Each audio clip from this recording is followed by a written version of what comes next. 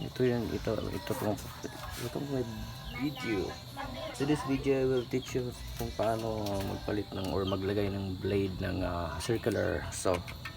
Yun guys, i-press yun lang yung sa likuran. Just press the may press dito, tapos yan, lagay ko kayong Allen wheels number 8 yata to. Ayan, lagay ko kung anong number to. Tapos yun lang yun guys. Tapos push the may sa likuran, tapos yan, ganyan lang para mas madali kamayin natin. Ayan, tapos tanggalin na yung tornilyo na, tapos yung washer niya guys.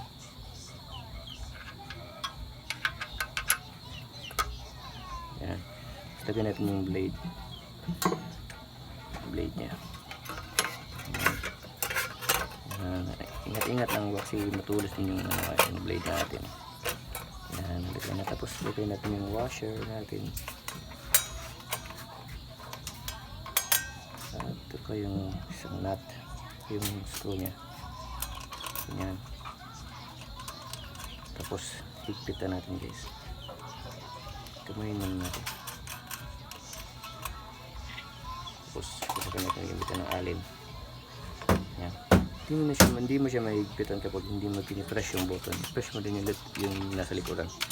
Press, tapos saka mo siya higpitan.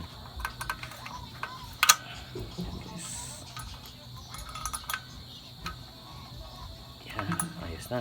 Ayos na yan. Tapos testing natin yan guys, ha. Testing natin.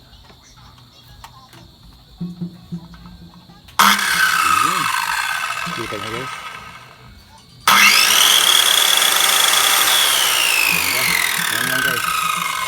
Before kayo mag-umpisang maglagari ng mga plywood nyo or mga kahoy, wear gloves or wear goggles para hindi mo para safety first. Thank you guys.